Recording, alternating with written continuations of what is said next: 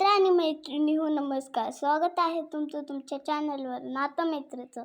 आज आपण पाहणार आहोत घरोघरी मातीच्या चुली. तर मग स्टार्ट करूया आजचा एपिसोड. मंदिरामध्ये एका बाईच्या अंगात आलेला असतं आणि जोश असतो.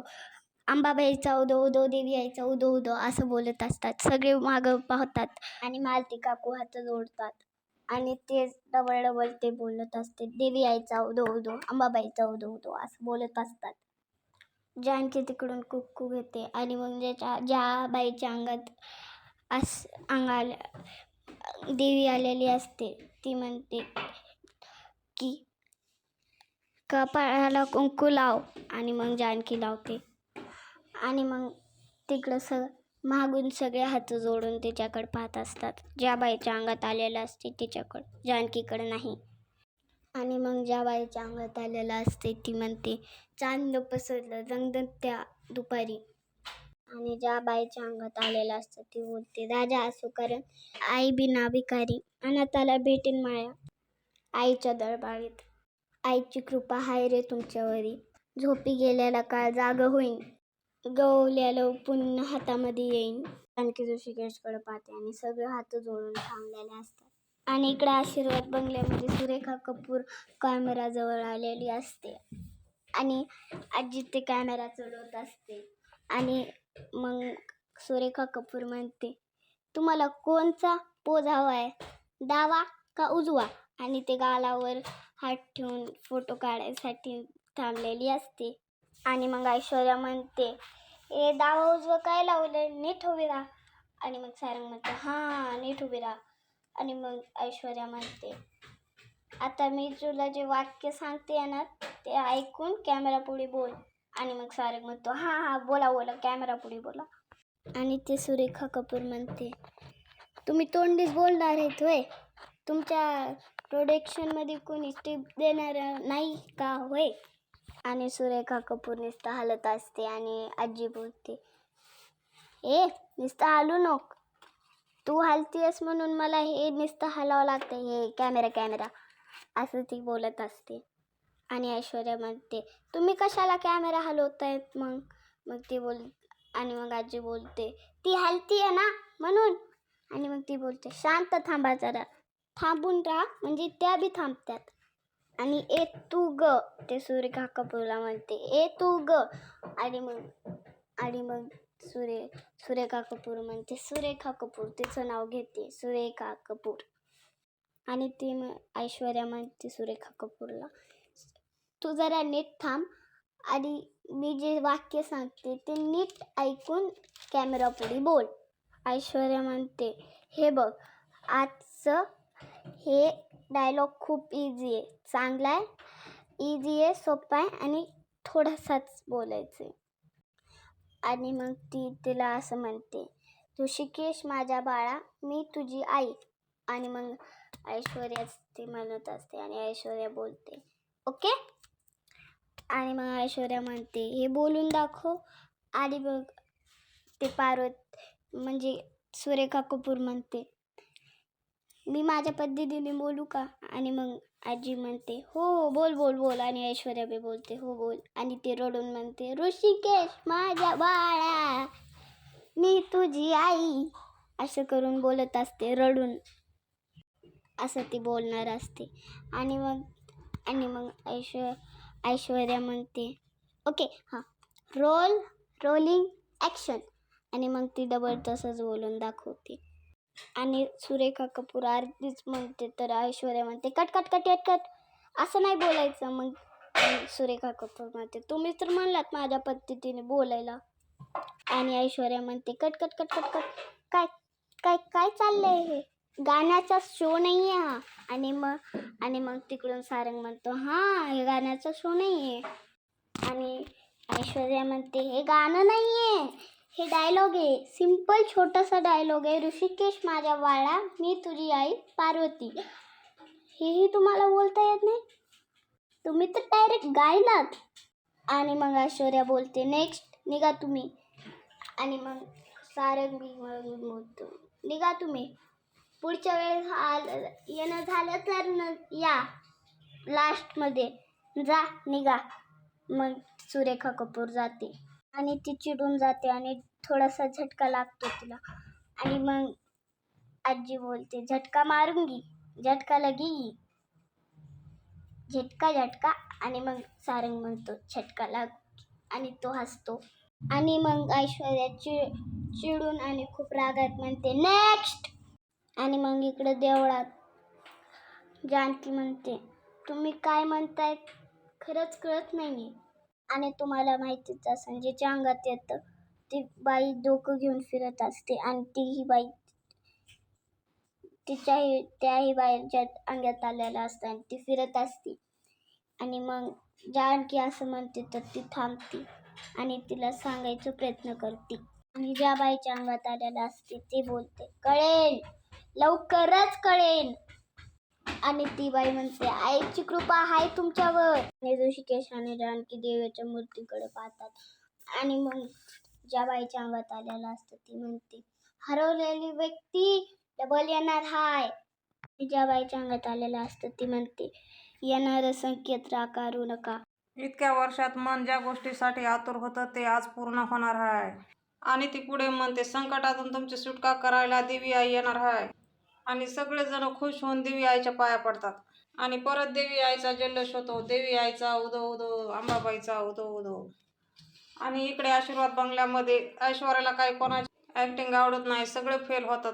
ऐश्वर्या चिडते आणि म्हणते, यार कोणीतरी नीट ॲक्टर भेटावं मला. आणि तिसरीचा नंबर येतो आणि ती म्हणते, ऋषिकेश ए बाल्या, मी आय हाय तुझी.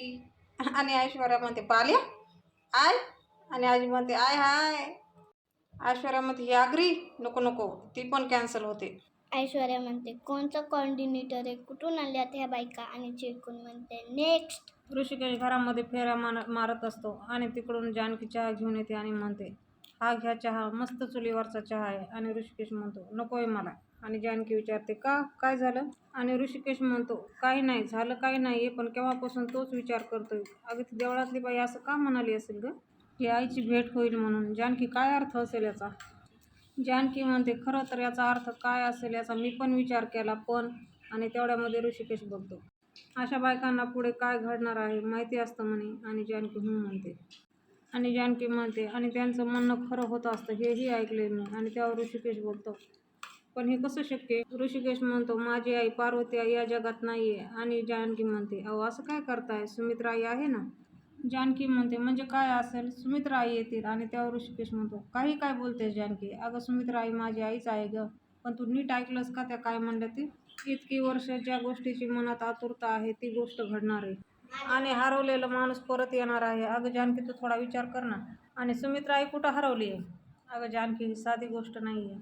ऋषिकेश पुढे म्हणतो, सकाळी पण मला एक रॉंग नंबर आला होता, त्या बाईनं पण पार्वतीचं नाव घेऊन. हा योगायोग आहे की काही संकेत. जानकी म्हणते, अहो नका एवढा विचार करू. विचार करून काही कोडी सुटणार आहेत का. घ्या बरं तुम्ही अगोदर हा चहा घ्या, थंड होतोय. आणि जानकी पुढे बोलते, ती बाई काय म्हणाली, देवी आईचा आशीर्वाद आपल्या पाठीशी आहे, देवी आई आपल्यासोबत आहे, हे पण म्हणाली आहे ना, मग काय एवढा विचार करताय. ऋषिकेश चहा पितो आणि जानकी विचारते, कसा झालाय. तेव्हा ऋषिकेश म्हणतो, छान आहे. आणि जानकी म्हणते, बरं तुम्ही चहा पे, मी आले. जानकी तसं म्हणून निघून जाते. आणि इकडे आशीर्वाद बंगल्यामध्ये अजून एक ऑडिशन चालू असते. ऋषिकेश, मी तुझे बाळा, तू माझी आई. ऐश्वर्या म्हणते, कट कट कट, अहो काय बोलताय तुम्ही, जरा नीट बोला ना. आणि ती बाई म्हणते, मॅडम मॅडम एक चान्स एक चान्स. आणि ऐश्वर्या म्हणते, ठीक आहे ठीक आहे. आणि परतही ती बाई तशीच बोलते, ऋषिकेश ऋषिकेश, तू माझी आई आणि मी तुझा बाळा. सारंग डोक्याला हात लावतो आणि आजी दात खाते. आणि ऐश्वर्या म्हणते, तुम्ही एक काम करा, तुम्ही बाहेर जा आणि प्रॅक्टिस करून या, जा जा जा. ऐश्वर्या सारंगला म्हणते, अहो सारंग काय चाललंय, नीट डायलॉग बोलू शकेल अशी कोणीतरी ॲक्टर बोलवा ना. आणि सारंग नेक्स्ट म्हणून ओरडतो. आणि नेक्स्ट पार्टिसिपेट येते. आणि आजी म्हणते, हां आता पुढचा डायलॉग. नाना तुम्ही मला ओळखलं, मी तुमची पार्वती. आजी म्हणते, बोला. आणि तिचं सुरू होतं, रोलिंग ॲक्शन. आणि ते पार्टिसिपंट म्हणते, अबे ओ नाना, ओळखलं का मला, मी तुझी पार्वती. आजी बसलेली उठते आणि त्या पार्टिसिपेट जवळ जाते आणि म्हणते, काय बे नाना, अगं काय म्हणतेस तू. अगं नाना म्हणजे नवरा आहे, तुझा नवरा. आणि ती पार्टिसिपेट म्हणते, अगं ए म्हातारे, माझ्या नवऱ्याचं नाव नको घेऊ. आजी म्हणते, मला म्हातारी म्हणतेस. आणि ते दोघीचे भांडणं लागतात. ऐश्वर्या जोराने ओरडते, म्हणते, बस करा. आजी वेपर्स खात असते आणि म्हणते माझं तर डोकं दुखायला लागलं खाऊन खाऊन. आणि सारंग म्हणतो आजी माझं पण डोकं दुखायला लागले. काय बायका आहेत, घराची नुसती सर्कस करून ठेवली या बायकाने. आणि आजी म्हणते नाहीतर काय.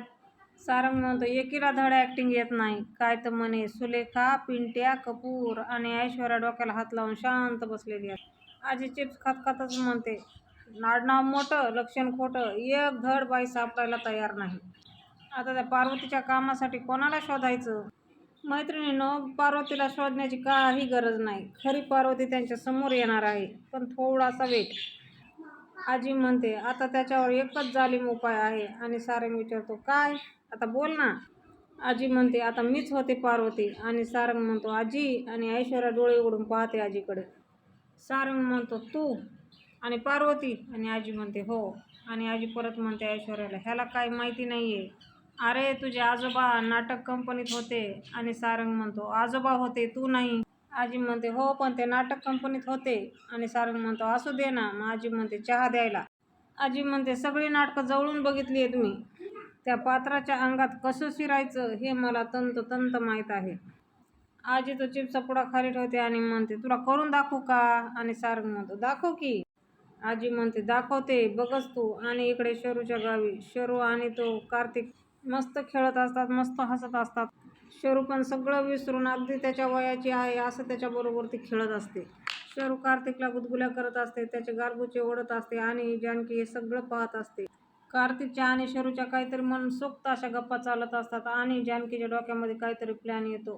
ती काहीतरी विचारामध्ये असते. ती तिच्या ऋषिकेशला बोलून घेते आणि ऋषिकेशला पण ते सांगते. आणि आशीर्वाद बंगल्यामध्ये आजीच बोलते रोलिंग ॲक्शन. आणि मग ती म्हणते ऋषिकेश माझ्या बाळा, मी तुझी आई, ओळखलंस का मला? आजी इतकी चांगली ॲक्टिंग केलीस, रिअल पार्वती वाटत होतीस ना तू, भारीच आहे. सारंग म्हणतो ऐश्वर्या खरंच ऋषिकेश दादाच्या डोळ्यातून पाणी येईल असे पार्वतीचे डायलॉग बोलली आजी. आजी म्हणते पण एक प्रॉब्लेम आहे, मोठा घोळ आहे. आणि त्यावर सारंग म्हणतो आता काय झालं? कसला घोळ, कसला प्रॉब्लेम? आजी म्हणते समजा मी पार्वती केली तर आजीच्या कामाला कोण? आजी ऐश्वर्याला म्हणते ऐश्वर्या तू एक काम कर, आजीच्या कामासाठी एक आर्टिस्ट शोध. आजी ऐश्वर्याला विचारते तुला काय वाटतं? आणि ऐश्वर्या म्हणते मला असं वाटतं की मी सुद्धा त्या पार्वतीसोबत वर गेले असते तर बरं झालं असतं. आजी म्हणते हां. आणि सारंग म्हणतो आजी. आणि आजी म्हणते हां हां हां. आणि ऐश्वर्या म्हणते बरोबर आहे त्यांचं, पिच्छा सुटला असता तुमचा माझ्याकडून. आणि ती पुढे म्हणते मी एकदाची मरते आणि मग माझा फोटो त्या पार्वतीच्या फोटोच्या बाजूला लावा. आजी म्हणते तेच म्हणते मी. आणि त्यावर परत सारंग म्हणतो आजी. आणि आजी लगे विषय बदलते आणि म्हणते कशी सुटशील तू? सारंग आजीला म्हणतो काय बोलतोयस तू? आणि आजी म्हणते अरे मी सांगते तिला. सारंग म्हणतो काय करायचं आपण, एवढ्या बायका बघितल्या, एकीला धड बोलता येत नाही. आजी म्हणते तेच ना. आणि ऐश्वर्या म्हणते आजकाल आहेत कुठं चांगले ॲक्टर. आजी म्हणते जरा चांगले आर्टिस्ट बघायला नको का तुला? आणि त्यावर ऐश्वर्या म्हणते चांगले आर्टिस्ट बघायला त्यांनाही पैसे द्यावे लागतात चांगले. ते आहेत का आपल्याकडे? आपणच दुसऱ्याकडून भीक मागून घेतोय ना. तेवढ्या डोरबेल वाजते आणि सारंग म्हणतो आजी तू इथेच थांब, मी बघतो हां. आणि सगळ्याला आनंद झालेला असतो. त्यांना वाटतं आता नवीन कोणतरी आले. आणि ऐश्वर्या म्हणते तेव्हा आता तरी कोणीतरी चांगलं भेटू दे. आणि सारंगला बघून धक्का बसला. का की आशीर्वाद बंगल्यामध्ये कोणीतरी वकील आणि वकिलीन आली. विचार करून कमेंटमध्ये सांगा कोण आलं आहे. ऐश्वर्या त्यांना न पाहताच म्हणते आले का डायलॉग. आणि पाहते तर काय समोर सौमित्र आणि अवंतिका. त्यांना बघून तर सारंगचा घसा कोरडा होतो. आणि सौमित्र म्हणतो काय झालं आजी, चांगलं सरप्राईज दिले ना तुम्हाला? अवंतिका म्हणते असं काय बघताय तुम्ही आमच्याकडे, जणू काय चोरी करताना पकडले आम्ही तुम्हाला. मित्रांनो हो आणि प्रेक्षक हो, पण हे तर घरात चोरीच करत होते आहे ना. ऐश्वर्या म्हणते कसल्या चोरीबद्दल बोलतेस तू? माझ्याच घरामध्ये मी कशाला करू चोरी? अवंतिका म्हणते एक्सक्यूज मी, काय म्हणालीस तू? तुझं घर?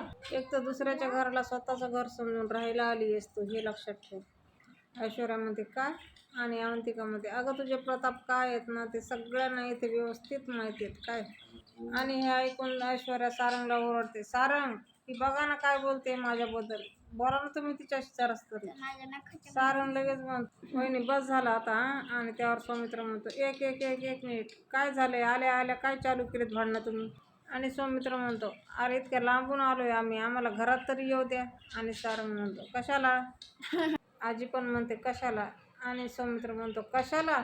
आणि त्यावर सारंग म्हणतो, नाही नाही नाही, मी आजीला म्हणत होतो, तू कशाला मध्ये उभी राहिली आहे, बाजूला व्हा. आणि सौमित्र अवंतिका मध्ये येतात. तर मध्ये आल्या आल्या त्यांना कॅमेरा दिसतो आणि सौमित्र म्हणतो, हा कॅमेरा?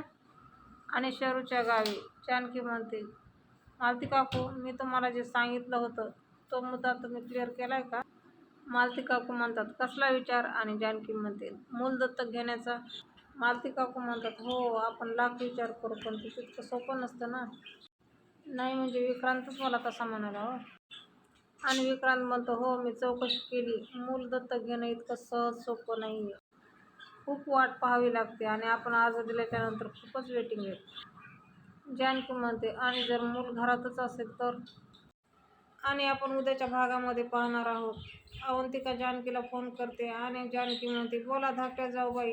आणि अवंतिका म्हणते, अहो, आम्ही आधी तुम्हाला भेटायला इकडे घरी आलो होतो पण तुम्हीच नाही येत. आणि सौमित्र म्हणतो, इकडे येऊन आम्ही सरप्राईज झालो. आणि तो झालेला प्रकार जानकीला सांगतो. जानकी कार्तिकच्या आजोबाला बोलून घेते आणि ते म्हणतात की कार्तिकला एका आई वडिलांची गरज आहे, त्याला एका कुटुंबाची गरज आहे. आणि त्यावर ते म्हणतात, नाही, हे शक्य नाही.